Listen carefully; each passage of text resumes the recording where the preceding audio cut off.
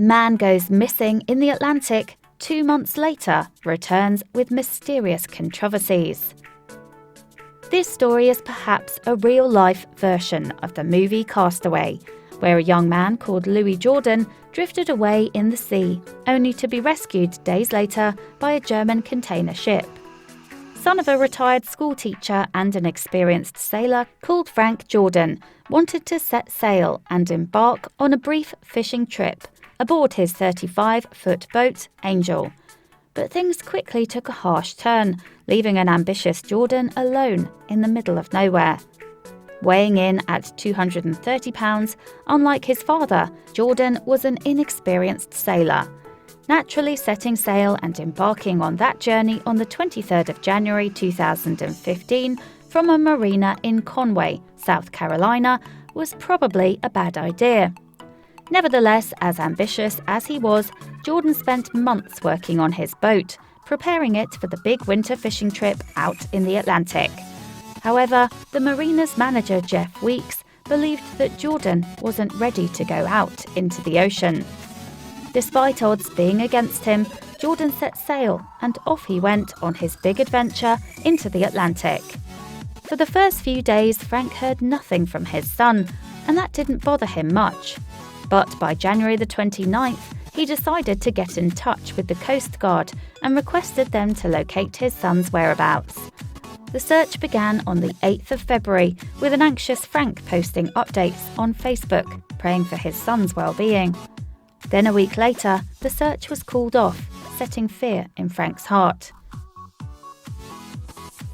Before we continue with the rest of the video, we could use your help. Click that like button to help spread the word about watchJojo, and also be sure to subscribe and click the notification bell so you don't miss our future videos. In March 2015, a German container ship called Houston Express spotted Jordan about 500 miles from the marina in Conway. How he landed there and the condition he was found in is surrounded by a lot of controversies. While earlier reports mention he was sitting on the hull of his upside-down boat, other reports say that Jordan's boat wasn't overturned when he was first spotted by the cargo ship 66 days after going missing. A Coast Guard helicopter flew to Jordan's location and lifted him on board.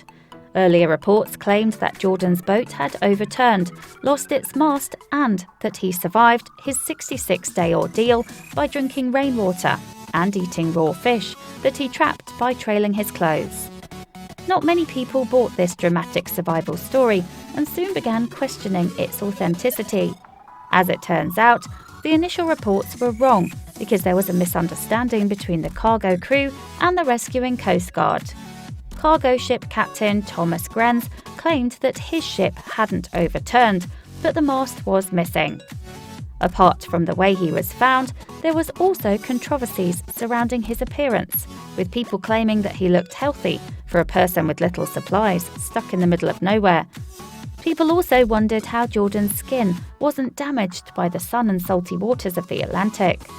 Jordan claimed that he'd broken his shoulder, but there was no evidence to support this injury, and during his rescue, he wasn't guarding his broken shoulder.